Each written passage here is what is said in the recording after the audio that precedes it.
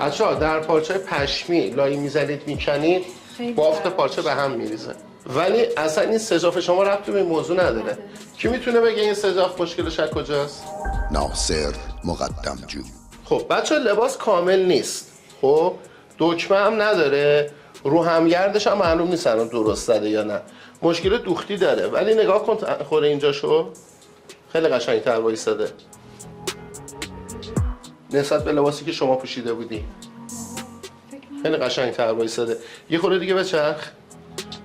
خب آستینش کامل ندوخته ها بچه‌ها. من نزدیک دارم نگاه میکنم ناکن همه دوختاش بیرونه. خب این حالتی که نشسته به خاطر اینه که یک دوختش کامل نیست، دو اتوکاری نشده، سه فتیله نداره زیرش. چون این مقدار خورد نیاز به زیرساز داره وگرنه وای نمیسته. نگاه کن یه ذره آستین رو بکشه پایین این چینا همه اینجوری میشه گلمبه گلمبه گلمبه گلمبه. ولی زیرسازه باعث میشه هر چقدر اینو بکشی پایین این اینجوری وایسه.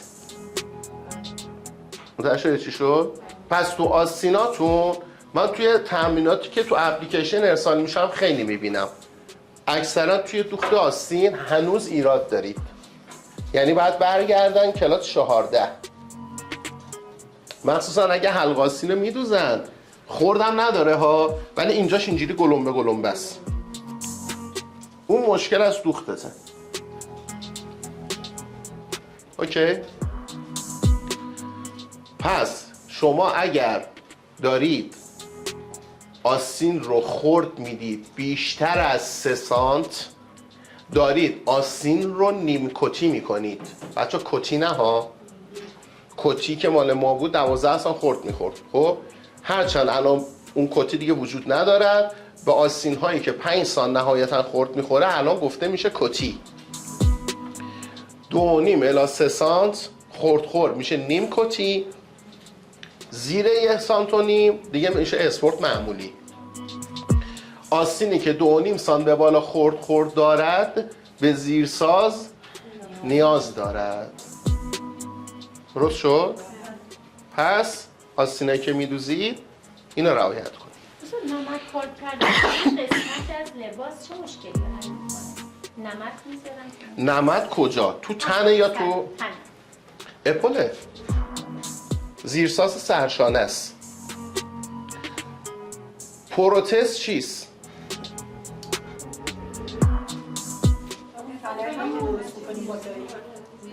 نه کلا کاری به خیاطی ندارم. پروتز چیست؟ پر کردن. خب یا چی میگم بهش؟ حجم دادن. خب میگن طرف رفته مثلا لبو پروتز میکنه؟ درست میگم؟ نمیدونم. خب یه جایی از بدن رو ما ضعف حجمی و مقدار چگالی داریم.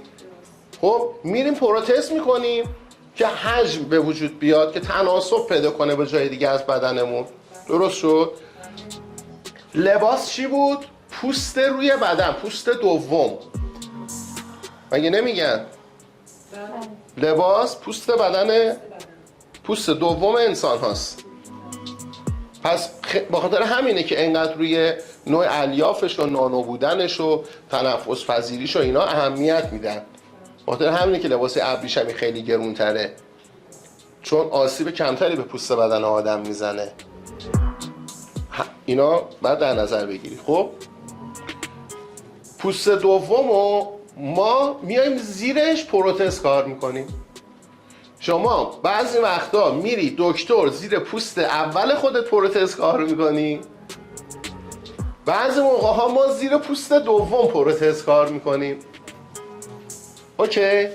حالا این پروتز میتونه در لباس زیر قسمت باستن و سینه باشه، میتونه در پالتوها در قسمت سرشانه باشه، میتونه در لباس شبها به شکل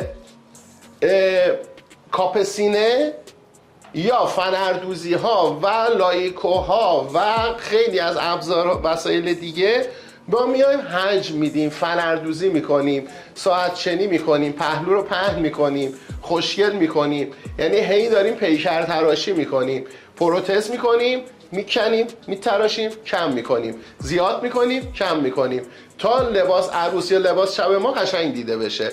کلیت همین بود دیگه. درست شد؟ پس اینا رو شما کلا میار در حوزه پروتز ها.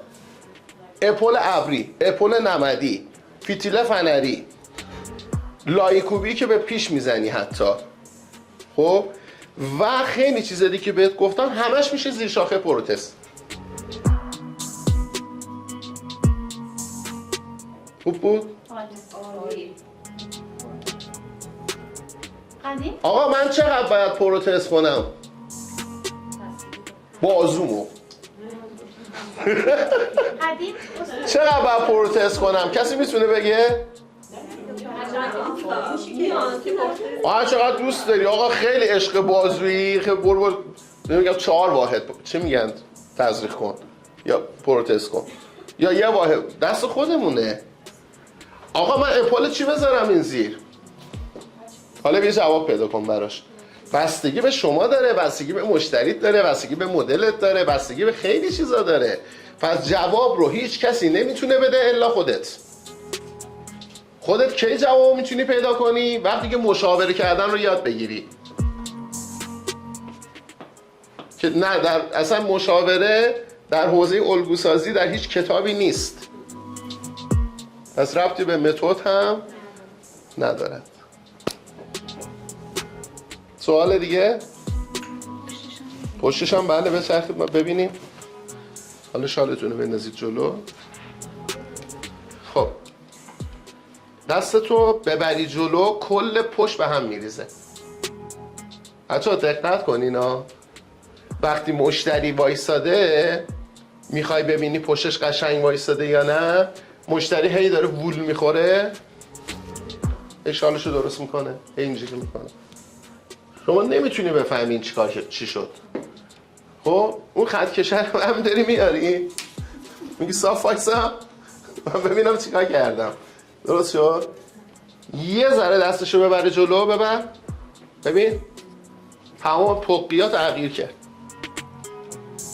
کارور تغییر کرد، همه چیز به هم ریخت. خب باید ببینیم مورد مصرف مشتری چیست. پس هر پقی در لباس ایراد به حساب نمیاد. قبل از اینکه شما ایراد یابی بکنی باید سوالات زیادی بپرسی. ممکنه این لیبه در یک لباس ایراد باشد، در یک لباس دیگه ما در حوزه ایرادها نیاریم، چون میره تو زیر شاخه متغیرها.